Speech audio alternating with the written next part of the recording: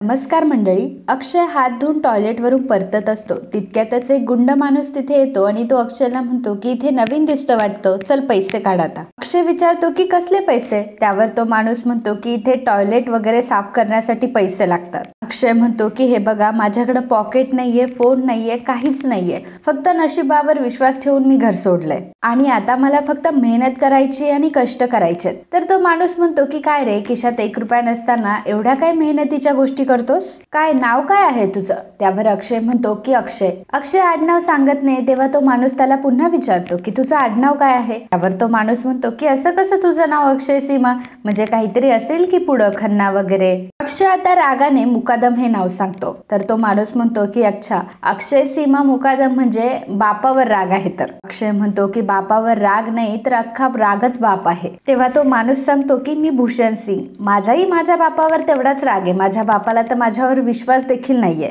त्यामुळे मी सुद्धा माझ्या बापापासून जरा दूर राहायला आलोय. लोक बापाच्या नावाचं कौतुक करतात, परंतु आपल्या दोघांच्या आयुष्यात बापाचाच राग भरलाय. चल मग आपण इथे बसूयात, ह्याच खुशीमध्ये जरा दारू पिऊयात. अक्षय आता त्याच्याकडे बघायला लागतो. रमा वॉचमॅन काकांना म्हणत असते की महत्वाचं जे सामान होतं ते तर मला भेटलंय. वॉचमॅन काका म्हणतात की परंतु अगं पोरी, तू खिचडी कशावर शिजवशील. तर रमा सांगत असते की हो, खिचडीसाठी मला एक पाली आणि कॉफी बनवण्यासाठी सुद्धा काहीतरी लागेल आणि ही बादली तर तशीही मला सापडली. ती बादली मी स्वच्छ धुतली आणि त्यामध्ये पिण्याचं पाणी भरलंय. वॉचमॅन काका म्हणतात की ठीक आहे, मी एक काम करतो, आत्ता जातो आणि आमच्या घरातले जे जुने पातेले वगैरे आहे ना ते आणून देतो. रमा म्हणते की काका, आमच्यामुळे आधीच तुम्हाला खूप त्रास झालाय, पण तुम्हाला मी प्रॉमिस करते की जेव्हा कधी आमचं सगळं बरं होईल ना तेव्हा तुमच्या सगळ्या वस्तू मी तुम्हाला परत करेन. काका म्हणतात की अहो ताई, असं काय बोलताय, त्यावेळी तुम्ही आमचा डब्बा खाल्लात, त्यावेळी साहेब आमच्या सोबत बोलले, हे आम्ही काही विसरलो नाहीये. जेव्हा तुमचे चांगले दिवस होते तुम्ही आमच्याशी फटकारून सुद्धा वागले नाही, मग आता तुमच्यावर वाईट दिवस आले तर आम्ही असं का बरं करू. काका आता तिथून भांडी आणण्यासाठी निघून गेलेले असतात. तर रमा विचार करत असते की खरंच आयुष्यात असे किती छान माणसांना आपली इतकी काळजी असते. खरंच त्यांना बघून असं वाटतं ना की मागच्या जन्मात नक्कीच त्यांचा आणि आपला काहीतरी ऋणानुबंध असणार. इकडे भूषण हा अक्षयला म्हणत असतो की अहो घ्या. त्यावर अक्षय म्हणतो की नाही नाही, आता मी हे नाही पिऊ शकत. तिकडे माझी बायको घरी आहे, काम करत असेल आणि इथं मी दारू प्यायची, मला तर काही हे पटत नाही. भूषण म्हणतो की अरे भावा, म्हणजे तुझं लग्न पण झालंय तर म्हणजे तुझ्यावर तर खूपच लोड असणार आहे. रमा म्हणते की नाही हो, लोड वगैरे काही नाही, उलट ती माझा आधार आहे. भूषण म्हणतो की अरे लोड म्हणजे जबाबदारी, की घरात जाताना आता तुला 2 पैसे घेऊनच जावे लागणार. अक्षय म्हणतो की हो ते तर आहेच. भूषण म्हणतो की तू काळजी करू नको, तुला काही लागलं तर मी तुला देईल. अक्षय आणि त्याची चांगलीच गट्टी जमते. तर अक्षय त्याला विचारतो की तू काय करतोस. तेव्हा भूषण सांगतो की मी इथे भाड्याची रिक्षा चालवतो. अक्षय म्हणतो की अरे मी सुद्धा प्रयत्न करतोय की मलाही काहीतरी काम भेटावं. भूषण त्याला म्हणतो की आता तुझ्याकडे तर फोन पण नाहीये आणि कॉन्टॅक्ट नंबर पण नसतील. कॉन्टॅक्ट नसेल तर कसं होईल, आणि तसंही कॉन्टॅक्ट शिवाय या जगात काही शक्य सुद्धा नाहीये. भूषण आता त्याच्या खिशातून एक मोबाईल काढतो आणि अक्षयकडे देतो. अक्षय म्हणतो की अहो दादा, तुम्ही मला असा डायरेक्ट कसा काय मोबाईल देता. भूषण त्याला म्हणत असतो की अरे तसंही हा माझा मोबाईल नाहीये, म्हणजे अरे कस्टमरचा मोबाईल होता हा आणि खपला तो, म्हणजे उलटला तो. तर अक्षय विचारतो की म्हणजे काय. भूषण म्हणतो की अरे तो खूप एन्जॉय करत होता, मुलींचे फोटो वगैरे बघायचा, परंतु तो आता या जगात नाहीये. अक्षय म्हणतो की आपली काही ओळख सुद्धा नाहीये आणि तरी सुद्धा तू मला मोबाईल देतोस. भूषण म्हणतो की असं कसं, आपल्या दोघांमध्ये काहीतरी तरी कनेक्शन आहे. तुझ्या बापाचं आणि तुझं नातं जसं आहे तसंच माझं आहे, म्हणजे आपल्या दोघांच्या लाईफ मध्ये एकच प्रॉब्लेम आहे आणि मग आपल्यामध्ये तर दोस्ती होणारच ना. इकडे रमा विचार करत असते की अक्षय अजून घरी कसा नाही आलाय, आणि मग तेव्हा ती बघते तर तिला तिथे बादली दिसत नाही आणि मग तिला समजतं की हे नक्कीच तिकडे गेले. भूषण आता अक्षयला म्हणत असतो की हा मोबाईल घे आणि तुला रिचार्ज देखील मी मारलाय, आता बघ तू याच्यावर तुझ्यासाठी जॉब बघ, आयटम शोध. तर अक्षय म्हणत असतो की असं काय बोलतोस दादा, माझं लग्न झालंय आणि माझ्या बायकोवर माझं खूप प्रेम आहे. भूषण म्हणतो की अरे मग तिचे फोटो ठीक. अक्षय आता मोबाईल बघत असतो तर भूषण त्याला म्हणतो की चल दारू पी माझ्यासोबत, आपण एन्जॉय करूयात छान. अक्षय म्हणतो की नाही नाही दादा तू पी, मी तर काही पिणार नाही. मी एक काम करतो, मी लॉग इन करतो, म्हणजे मला सगळे माझे कॉन्टॅक्ट भेटतील. भूषण म्हणतो की हो तुला जे करायचंय ते कर, मी मात्र जातो. आणि मग भूषण तिथून निघून जातो. इकडे वॉचमॅन काका जुनी भांडी घेऊन आलेले असतात. रमाला ते आवाज देतात की रमाताई ही भांडे घ्या. रमा म्हणत असते की अहो काका, मला तुम्ही रमाताई कशाला म्हणता, फक्त रमा म्हणा ना.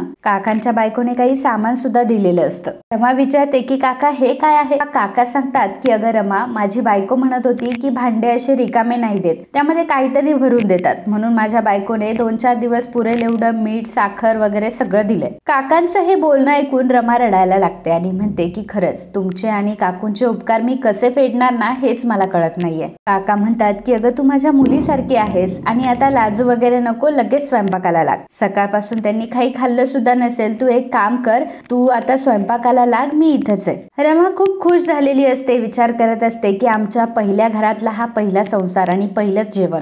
अक्षयने आता इकडे फोनला लॉग इन वगैरे केलेलं असतं, त्यात त्याला कॉन्टॅक्ट पण भेटतात आणि मग तो इंटरनेटवरून एका कंपनीला कॉल लावतो आणि त्या कंपनीला कॉल लावल्यानंतर ते त्याला इंटरव्ह्यूला देखील बोलवतात. अक्षय हा खूपच खुश झालेला असतो. अक्षयला पटकन ही गोष्ट रमाला सांगायची असते. अक्षय जेव्हा घराजवळ जातो तेव्हा घरामध्ये सगळीकडे धूर झालेला असतो आणि ते बघून अक्षय घाबरतो आणि त्याला असं वाटतं की रमाचं काही जीवाचं बरं वाईट तर नाही झालं ना. अक्षय आता रूम मध्ये आलेला असतो तर रमा म्हणते की पहिल्यांदा चप्पल काढा बरं तुम्ही. रमाला चांगलं बघून अक्षयच्या जीवात जीव आलेला असतो. अक्षय विचारतो की अगं पण तू ही भांडी कुठून आणलीस? रमा म्हणते की अहो ही भांडी माने काकांनी दिली. तर अक्षय म्हणतो की कोण माने काका? रमा म्हणते की असं काय करता, आपले वॉचमॅन काका. अक्षय म्हणतो की अच्छा.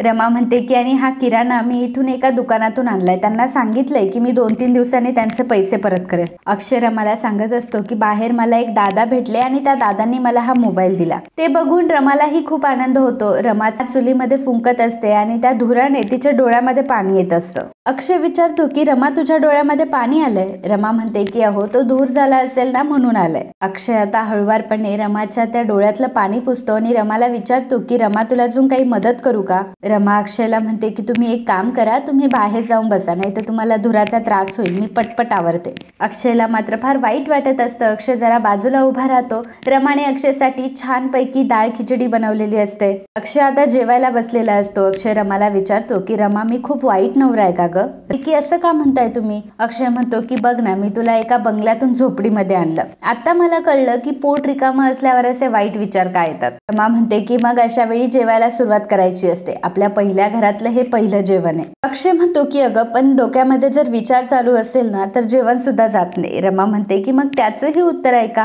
अक्षयचा हात हातात ती घेते आणि म्हणते की जर तुम्ही माझ्या सोबत असाल ना तर मला ही झोपडी सुद्धा महालासारखी वाटते. मीच काय, प्रत्येक बाईला असं वाटतं. गाडी बंगला नसेल तरीही चालेल, परंतु नवरा मात्र चांगला पाहिजे आणि त्या बाबतीत माझा तुमच्यावर पूर्ण विश्वास आहे आणि मला माहिती आहे की तुम्ही एक ना एक दिवस सगळं काही पहिल्यासारखं कराल. रमा आणि अक्षय एकमेकांना घास भरवतात तर अक्षय म्हणत असतो की खरंच खिचडी खूप छान झालीये. रमा म्हणते की मग चुलीवर बनवलीये तर छानच तर होणारच होती. अक्षय म्हणतो की अगं कधीतरी कौतुक करून घे, अगं काही तुझ्याकडे सामान नसताना सुद्धा खूप सुंदर खिचडी बनवली असतो. यात म्हटलं तर फक्त डाळ आणि तांदूळ आहे, परंतु सगळ्यात महत्वाचं काय आहे तर तुझ्या हातचं प्रेम. रमा खरंच तुझ्या हाताला खूप चव आहे आणि ही खिचडी बिर्याणीपेक्षा सुद्धा खूप सुंदर झाली आहे. रमा म्हणते की खरं तर माणसाला जगण्यासाठी काही लागत, परंतु माणसानेच त्याच्या गरजा वाढून ठेवल्यात आणि म्हणून हे सर्व लागते. अक्षय म्हणतो की हो, पण आजच्या जगामध्ये पैसा सुद्धा तितकाच महत्वाचा आहे. रमाला आता बाबांची आठवण होते आणि ती अक्षयला म्हणत असते की ह्या पृथ्वीवर 84 लाख जन्म आहेत आणि त्यापैकी माणूस एकच आहे की जो पैसे कमवतो. माणसाने कितीही पैसे कमवले तरी शेवटी तो भुकेलेलाच असतो. अक्षय म्हणतो की मग आता आपण माणूस आहोत, आपल्याला भूक लागली, आपण जेवूयात. अक्षय आणि रमा पुन्हा एकमेकांना घास भरवतात आणि एकमेकांसोबत खूप खुश असतात.